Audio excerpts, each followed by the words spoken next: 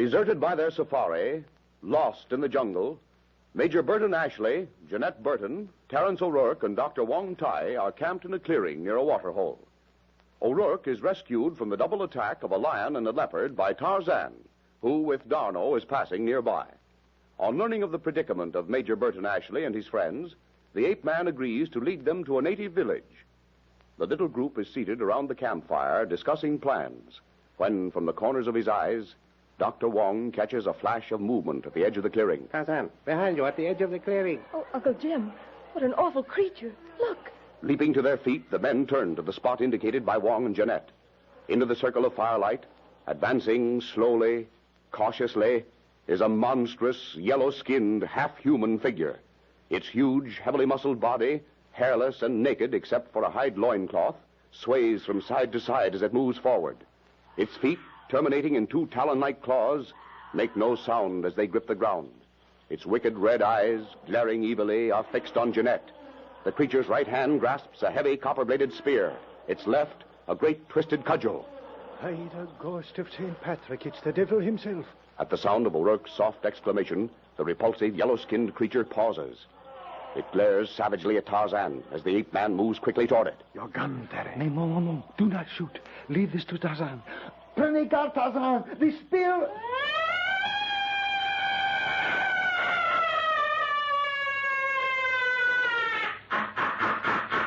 Before the Frenchman can complete his warning, the half-human thing bounds forward with a blood-curdling shriek and hurls a heavy spear straight at the ape man. Krieger! Simultaneously with his answering challenge, Tarzan drops to the ground as though struck down by an invisible titanic fist. The deadly spear flashes harmlessly over his shoulder.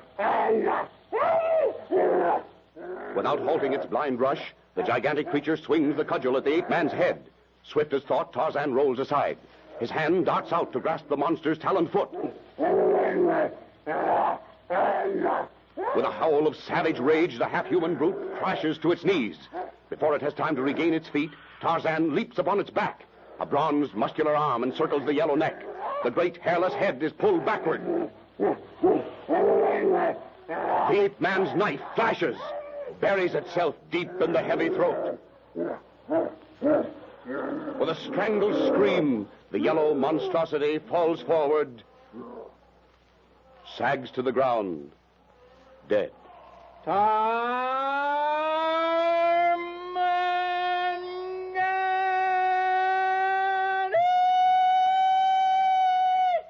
Oh, Uncle Jim. Steady, old girl. It's all over, Acushla. Incredible. A creature twice the size of Tarzan. But you are hurt, mon ami. There is blood on your shoulder. Not mine. I'm going to the waterhole to wash it off. Big Gotti. That's the way he killed the lion that had me marked for its supper. There was blood. Your friend, Lieutenant, he is hurt. Restez tranquille, mademoiselle. Tarzan was not even scratched. He will return presently. Gad, what a sight. I thought that spear had passed completely through him when he fell. And the frightful shriek he gave when he killed that thing. It was the same cry he gave when he killed the lion that had me treed. What does it mean, Lieutenant? It is the victory cry of the great apes. The great apes? What do you mean? Just that, Monsieur le Docteur.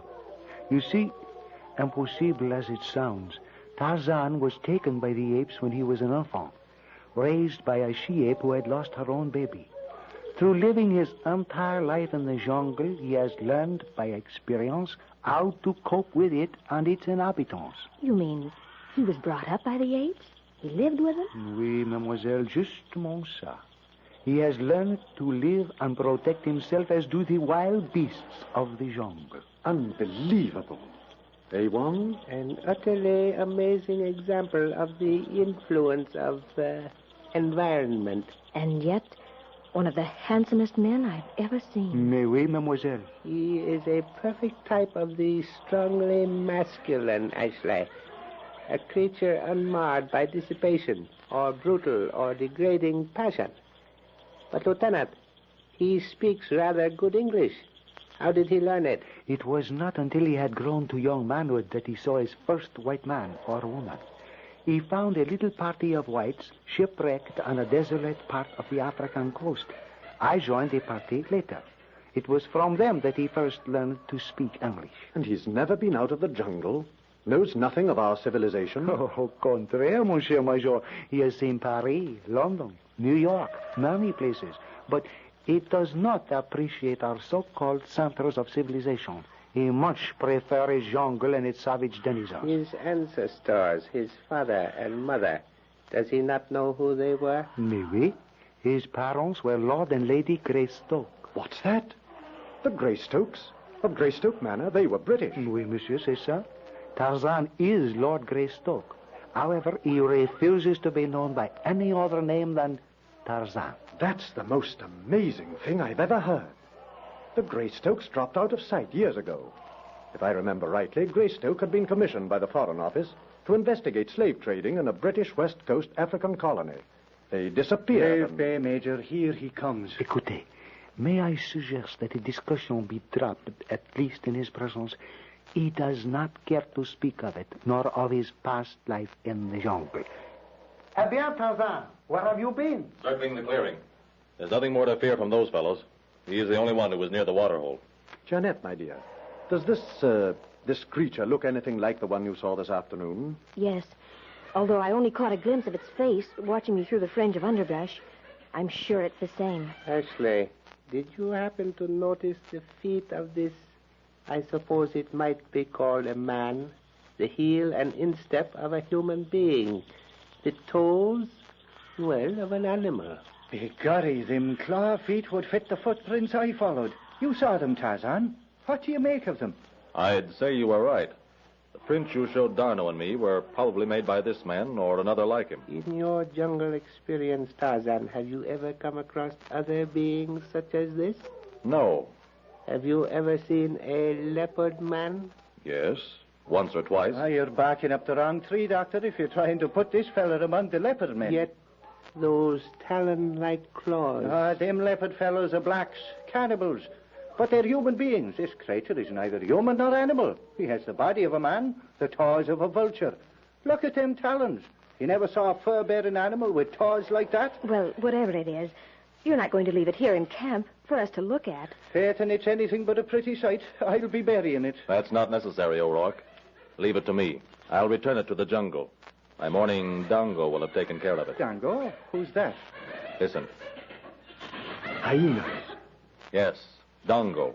He and his brothers are already gathering for the feast. Yes, I comprehend. You don't mean they'll eat it? Yes. Oh. I'll give you a hand, Tarzan. No, stay here. I'll take care of it. Faith, and did you see how easy he picked the thing up?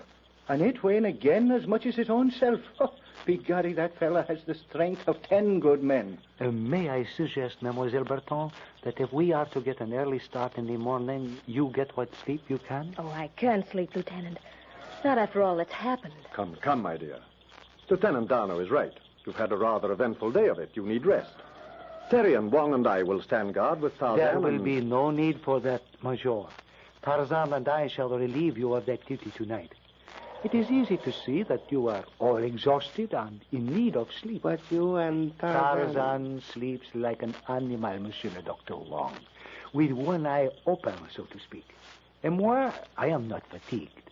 We have traveled by easy stages, have not tired ourselves by cutting our way through the forest. He'll be sleeping like a baby in no time, Acushla. Here, I'll fix your blankets. Oh, very well, then.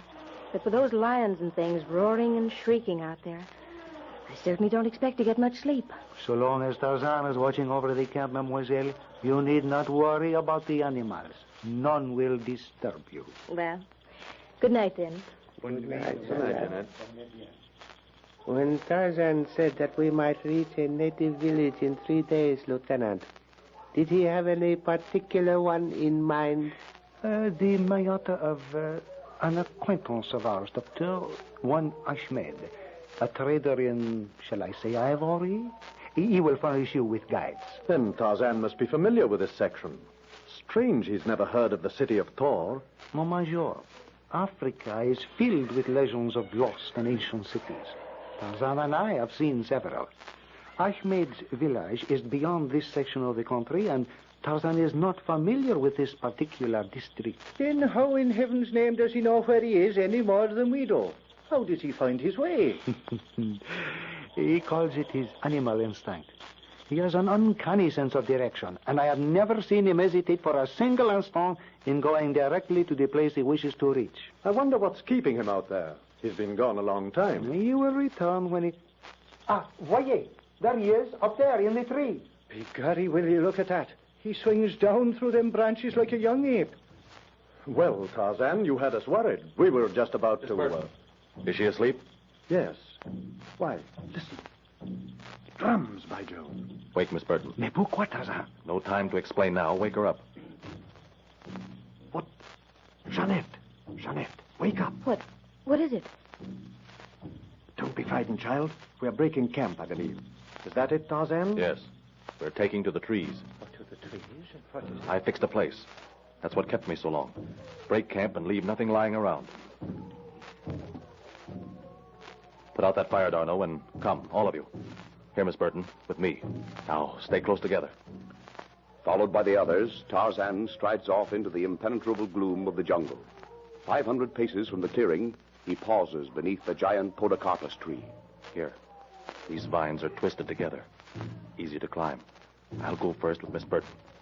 Climb slowly and make as little noise as possible. Come on. Slowly, easily, carrying Jeanette in his left arm, Tarzan mounts the twisted vines. Awkwardly but steadily, the four men follow. 50 feet above the ground, the ape-man breaks through a mass of dense foliage and steps onto a platform constructed of interwoven limbs and branches. He puts Jeanette down and turns to help the others. Presently, all are gathered together. About them, a thick wall of tangled leaves and matted vegetation.